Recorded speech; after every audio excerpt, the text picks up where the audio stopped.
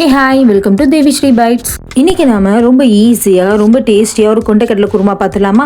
Non veg குழம்புக்கு எந்த விதத்துலையும் சளைச்சது கிடையாது. இந்த குருமா வீட்டில் இருக்கிற சிம்பிள் இன்கிரீடியன்ஸ் வச்சு ஈஸியா செஞ்சிடலாம். இதுக்கு கொண்டைக்கடலையை முதல் நாளே ஊற வச்சுக்கலாம். 3 தண்ணி அலசி எடுத்துக்கிட்டு குக்கர்ல ஒரு 6 விசில் வச்சு எடுத்துக்கலாம். கொஞ்சம் உப்பு போட்டுக்கிட்டு கொண்டைக்கடலை வேகிறதுக்குள்ளேயும் நம்ம இதுக்கு தேவையான மசாலாவை ரெடி பண்ணி வச்சிடலாம். இந்த குருமா சப்பாத்தி, பூரி, எங்க சாதத்து கூட ரொம்ப ஆப்டா இருக்கும். மசாலாவுக்கு நான் 3 பல்லாரி, 2 தக்காளி, இஞ்சி, பூண்டு, தேங்காய், மிளகாய், 1 டீஸ்பூன் வத்தப்பொடி, 1 டேபிள் ஸ்பூன் கொத்தமல்லி பொடி எடுத்திருக்கேன். இந்த பக்கம் குக்கர்ல விசில் வந்துடுச்சு. கொண்டைக்கடலை நல்லா வெந்துடுச்சு. நம்ம இறக்கி வச்சிடலாம். ஒரு கடாயில எண்ணெய் ஊற்றிக்கலாம். பட்டை, சோம்பு, கிராம்பு இதெல்லாம் போட்டு நல்லா வதக்கி எடுத்துக்கலாம். அதுக்கப்புறம் தேங்காய் இதையும் நல்லா பொன்னிறமா ஆகுற வரைக்கும் வதக்கி எடுத்துக்கலாம். இஞ்சி பூண்டையும் இதிலே சேர்த்துக்கலாம். நம்ம இஞ்சி பூண்டு பேஸ்ட் தனியாக அரைக்கணும் இல்லை, இது கூட நம்ம சேர்த்தே அரைச்சிடலாம். இஞ்சி பூண்டையும் நல்லா வதக்கி எடுத்துக்கிட்டு இந்த குருமாக்கு டேஸ்டே தேங்காய் தாங்க. இதுக்கு ரொம்ப தேங்காய் சேர்க்கணும்னு அவசியம் இல்லை. 4-5 பல்லு போட்டால் போதும். நான் வெட்டி வச்சிருந்த பல்லாரி 3 பல்லாரி வெட்டி வச்சிருக்கேன். அதையும் நல்லா கோல்டன் ப்ரௌன் ஆகுற வரைக்கும் வதக்கி எடுத்துக்கலாம். பல்லாரி நல்லா வதங்கிடுச்சிங்க. இது கூட நம்ம தக்காளி சேர்த்துக்கலாம். தக்காளி நல்லா தண்ணி பிழிஞ்சு வர வரைக்கும் நல்லா வதக்கி விட்டுக்கலாம்.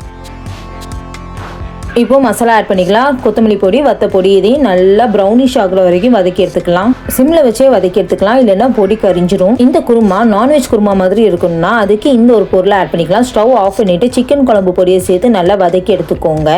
இந்த மசாலா நல்லா ஆறட்டும். இப்போ கொண்டைக்கடலை நல்லா பூ மாதிரி வந்துருச்சுங்க. அதுல இருக்க தண்ணியை வேஸ்ட் பண்ண வேண்டாம். நம்ம குருமா செய்யறதுக்கு யூஸ் பண்ணிக்கலாம்.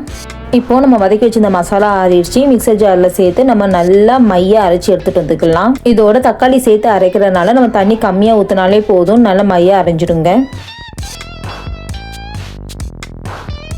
இப்போ ஒரு கடாயில் பிரிஞ்சி இலை சேர்த்துக்கிட்டு கடுகு சேர்த்துக்கலாம். கடுகு நல்லா பொரிஞ்சோடனே நம்ம அரைச்சி வச்சிருந்தோம்ல அந்த மிக்சரை 1 by 1 சேர்த்துக்கலாம். இப்போ எண்ணெயிலேயே பச்சை வாசனை போகிற அளவுக்கு நல்லா வதக்கி விட்டுட்டு கொண்டைக்கடலை இருக்கிற தண்ணியை அதை ஊற்றி நல்லா ஒரு கொதி வரட்டும். இந்த ஸ்டேஜில் நமக்கு தேவையான உப்பு சேர்த்துக்கலாம்.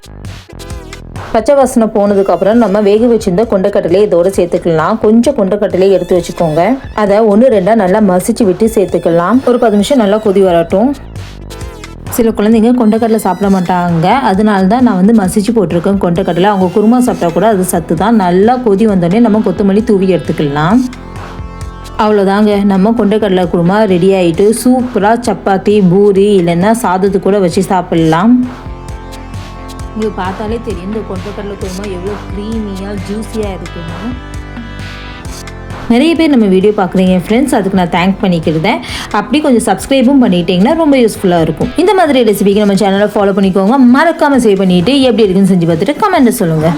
இன்னும் ஈஸியான ஹோம் ஸ்டே ரெசிபிக்காக என்னோட சேனலை ஃபாலோ பண்ணிக்கோங்க. தேங்க்யூ.